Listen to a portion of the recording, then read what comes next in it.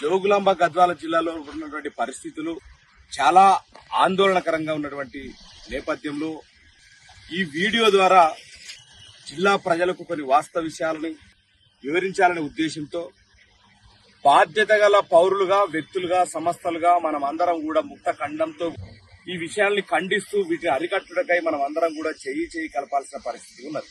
ఈ జిల్లాలో జరుగుతున్నటువంటి వరుస పరిణామ క్రమాలు ఒకసారి గమనించినట్లయితే ఆడపిల్ల ఉన్నటువంటి ప్రతి కుటుంబం కూడా భయోందోళనకు గురయ్యే పరిస్థితి చాలా స్పష్టంగా కనిపిస్తా ఉన్నది. మైనర్ బాలికల పైన వరుసగా అఘాయిత్యాలు జరగడం, వారి మాన ప్రాణానికి ఒక రేట్లు నిర్ణయించడం, యూత్ ని 16 సంవత్సరాల నుంచి 17 సంవత్సరాల నుంచి 20 సంవత్సరాల లోపల ఉన్నటువంటి యువకులని వాళ్ళ యొక్క ఆర్భాటాలు చూయించుకోవడం కోసము, జేజేలు పలికించుకోవడం కోసము వాళ్ళని మత్తుకు బానిసలుగా చేసి వాళ్లకు బానిసలుగా చేసుకుని వాళ్ళ యొక్క అక్రమాలకు వారిని వాడుకోవడం అనేది జిల్లాలో చాలా నిత్యకృతంగా మారుతున్నటువంటి పరిస్థితి. మొన్నటికి మొన్న శెట్టి ఆత్కూరులో సంఘటన మరొక ముందే, ఉమిత్యాలలో ఒక దళిత అమ్మాయి పైన మైనర్ పై జరిగిన సంఘటన మరొక ముందే, బిజ్జారం గ్రామంలో ఒక బీసీ మైనర్ బాలికపై జరిగిన సంఘటన మరొక ముందే, నిన్న గద్వాల పట్టణంలోని గజ్జలమ్మ వీధిలో ఒక మైనర్ బాలిక ఇంటిపై నేరుగా దౌర్జన్యంతో ఇంటికెళ్లి అఘాయిత్యానికి పాల్పడితే, గతంలో ఆ అమ్మాయి వెంట పడుతుంటే, మైనర్ అమ్మాయి వెంట పడుతుంటే ఆ తల్లిదండ్రులు ఆ బాలికను చదువు మాన్పించి ఇంట్లో పెట్టుకుని 2-3 సార్లు ఆ ప్రేమోన్మాదిని మందలించినా కూడా నిన్న నేరుగా ఇంటికి వెళ్లడంతో చూసినటువంటి ఆ మైనర్ బాలిక తండ్రి అవమానానికి గురై, అవమాన భారంతో మనస్తాపానికి గురైనటువంటి ఆ తండ్రి నిన్న రైలు పట్టాలకు ఎదురెళ్లి ఆ రైలు కింద పడి ఆత్మహత్య చేసుకోవడం జరిగింది. దురదృష్టం ఏంటంటే జిల్లాలో ఇట్లాంటి వరుస పరిణామాలు జరుగుతున్నటువంటి క్రమంలో చాలా మంది రాజకీయ పార్టీ నాయకులు వారికి అండదండలు అందిస్తుండడం వల్ల ఈరోజు యథేచ్ఛగా చెలరేగిపోతున్నటువంటి పరిస్థితి. ఇట్లాంటి నాయకులను ప్రజలు గుర్తించి వారికి ప్రజాక్షేత్రంలో తగిన గుణపాఠం చెప్పాల్సిన అవసరం ఉన్నది. ఎన్ని వరుస సంఘటనలు జరుగుతున్నాయి, అనేక సంఘటనలు జరుగుతున్నాయి. మొన్నటికి మొన్న సొంత ఎమ్మెల్యే స్వగ్రామంలో కూడా ఇట్లాంటి సంఘటన జరిగినా కూడా, అనేక సంఘటనలు జిల్లా వ్యాప్తంగా జరుగుతున్నా కూడా ఇప్పటిదాకా ఎమ్మెల్యే గారు స్పందించడం లేదు.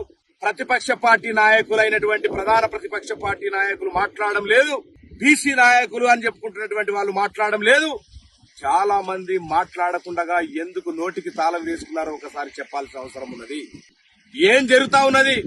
జిల్లాలో ఉన్నటువంటి ప్రజలు భయోందోళనకు గురవుతున్నటువంటి పరిస్థితి, భద్రత లేనటువంటి పరిస్థితి, మహిళలకు గాని, మైనర్ బాలికలకు గాని, అమ్మాయిలకు గాని భద్రత లేని పరిస్థితి చాలా స్పష్టంగా కనిపిస్తున్నది. అట్లాగే యువత కూడా చెడిపోతున్నటువంటి పరిస్థితి కనిపిస్తా ఉన్నది. ఈ రాజకీయ పార్టీ నాయకులు ఈ యువకులని వాళ్ళ ఎంట జేజేలు కొట్టించుకోవడం కోసం, వాళ్ళ అక్రమ వ్యాపారాలు నడిపించుకోవడం కోసం, దౌర్జన్యాలు చేయడం కోసం, వారికి రౌడీజం నేర్పిస్తూ, వాళ్ళకి తాపిస్తూ, తినిపిస్తూ, వాళ్ళని మత్తుకు బానిసలుగా చేస్తూ యథేచ్ఛగా ఆ యువకులని వాడుకుంటూ యువతని తప్పుదో పట్టిస్తున్నటువంటి నాయకులకి తగిన బుద్ధి చెప్పాల్సిన అవసరం ఉన్నది. యువకులు కూడా ఆలోచన చేయాలా. మన యువ రక్తాన్ని, మన ఆలోచనల్ని వాళ్ళకు అనుకూలంగా వాడుకుంటున్నారు తప్ప మన కుటుంబాలకి, సమాజానికి ఉపయోగపడేటట్లు మనం యువకులు తయారవ్వడం లేదు. ఆ చెరుకు రసంగా చెరుకును మొత్తం పిండిన తర్వాత పిప్పినెట్లా వాడేస్తారో 16, 17 సంవత్సరాల నుంచి 25, 30 సంవత్సరాల వరకు వాడుకున్న తర్వాత మనకు కుటుంబాలు, పెళ్లిళ్లు, పిల్లలైన తర్వాత, మనకు సంసారాలు ఏర్పడిన తర్వాత కనీసం మనల్ని పట్టించుకోకుండా ఇదే పరిస్థితి గద్వాల లోపల జరుగుతున్నటువంటి గత పాలకులు చేసినటువంటి పరిస్థితి ఇదే. తండ్రి వయసు అయిపోయిన తర్వాత కొడుకుని, కొడుకు వయసు అయిపోయిన తర్వాత ఇంకా వాళ్ళ కొడుకుని వాళ్ళ దగ్గర పెట్టుకుని బానిసలుగా చేసుకుంటున్నారు తప్ప ఇక్కడ బీసీ, ఎస్సీ, మైనార్టీ వర్గాలకు ఎవరు కూడా ఏం చేయలేని పరిస్థితి చాలా స్పష్టంగా ఉన్నది. అందుకోసమే ఈ జిల్లా లోపల ఉన్నటువంటి నడిగడ్డ హక్కుల పోరాట సమితి తరఫున ఒకటే విజ్ఞప్తి చేస్తా ఉన్నాం. ఇట్లాంటి వాటిని ఎక్కడికక్కడ తిప్పికొట్టకపోతే మన వీధుల్లో కావచ్చు, మన సందుల్లో కావచ్చు, మన పట్టణంలో మనకు తెలిసిన వాళ్ళ ఇళ్ల దగ్గర కావచ్చు, ఎవరు అనుమానాస్పదంగా కనిపించినా, ఎట్లాంటి అఘాయిత్యాలైనా, ఎందుకోసం అంటే మరొక వైపు కూడా మత్తు పదార్థాలైనటువంటి గంజాయి కూడా యథేచ్ఛగా అర్ధరాత్రుల పూట వస్తా ఉన్నదని చెప్పేసి చాలా మంది గుసగుసలు వినిపిస్తున్నటువంటి నేపథ్యంలో అధికారులు, పోలీసులు ప్రత్యేక దృష్టి పెట్టి వీటిని అరికట్టాల్సిన అవసరం ఉన్నది. జిల్లాను రక్షించాల్సిన అవసరం ఉన్నది. మనందరి సామాజిక బాధ్యతగా ఇట్లాంటి వాటిని అరికట్టాల్సిన అవసరం ఉన్నది.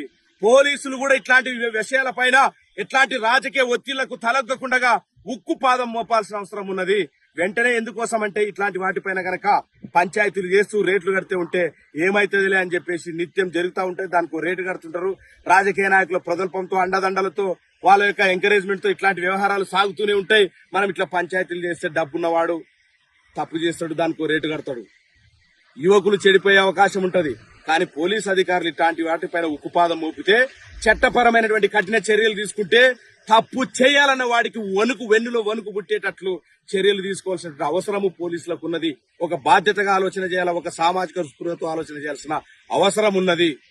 ఒకసారి మీరు చూసినట్లయితే ఎందుకోసం అంటే ఎవరైతే తప్పులు చేస్తారో, ఎవరైతే న్యూడ్ క్యాల్స్ వ్యవహారం లోపల నిందితులుగా ఉంటారో, ఎవరైతే ఇట్లాంటి గంజాయి మత్తు పదార్థాలను సరఫరా చేస్తుంటారో, ఎవరైతే అక్రమంగా కల్తీ కళ్ళను సరఫరా చేస్తుంటారో అట్లాంటి వారినే రాజకీయ నాయకులు పక్కన పెట్టుకుంటారు.